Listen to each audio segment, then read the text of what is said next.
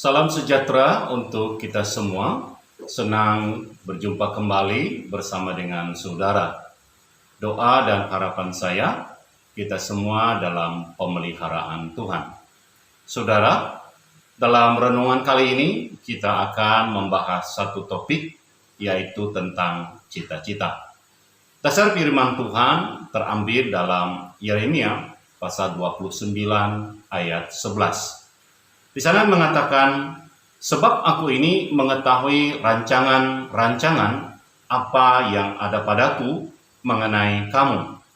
Demikianlah firman Tuhan, yaitu rancangan damai sejahtera dan bukan rancangan kecelakaan, untuk mendatangkan kepadamu hari depan yang penuh harapan. Saudara, sewaktu kita kecil pasti memiliki cita-cita. Namun ketika besar, ternyata kita menempuh karir yang berbeda dari cita-cita tersebut.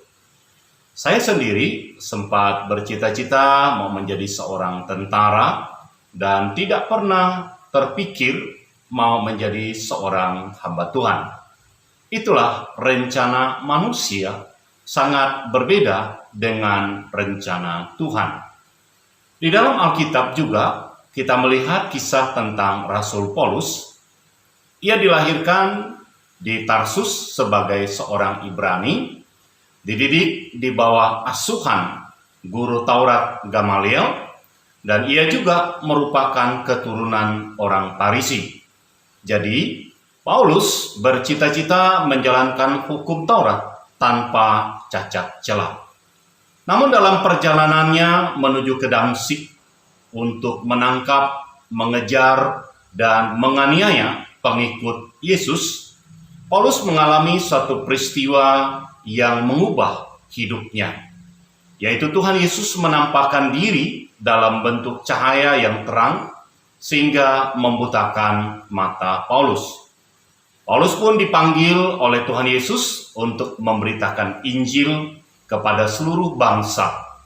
Sejak saat itu, rancangan Paulus berubah sama sekali.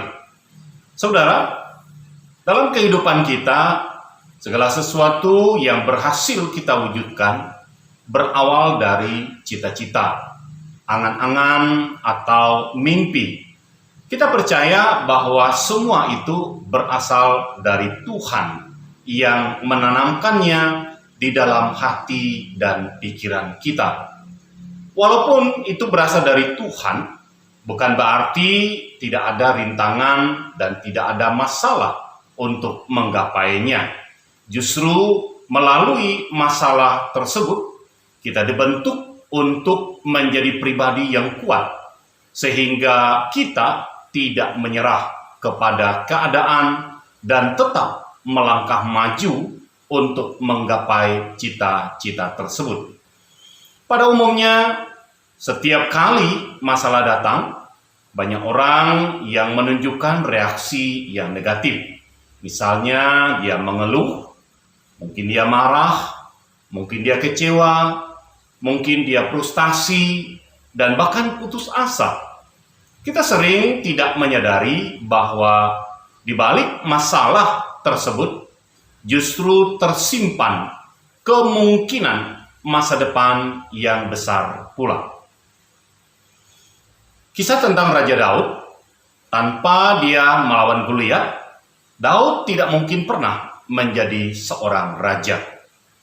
Demikian juga di dalam perjalanan kehidupan kita, ketika kita berhasil mengalahkan raksasa, kita sedang menapaki anak tangga yang lebih tinggi di dalam kehidupan kita.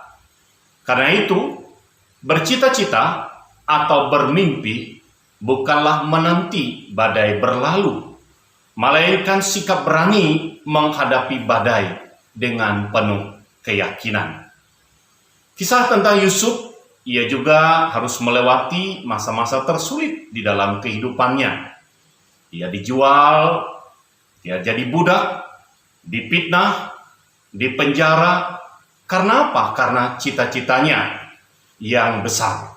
Meskipun demikian, ia tetap berpegang pada cita-cita yang ia terima dari Tuhan, dan dia hidup seturut dengan kehendak Tuhan. Sehingga tibalah saatnya Tuhan menyatakan apa yang menjadi cita-citanya itu menjadi satu kenyataan. Dan Yusuf pun menjadi berkat bagi banyak orang. Apa cita-cita saudara? Tetaplah belajar, mendengar dan mengikuti rancangan Tuhan di dalam kehidupan saudara. Bersiaplah untuk menempuh cita-cita tersebut dengan melibatkan Tuhan. Karena rancangan Tuhan bukanlah rancangan yang mendatangkan kecelakaan, melainkan rancangan penuh damai sejahtera yang memberikan hari depan yang penuh harapan. Amin.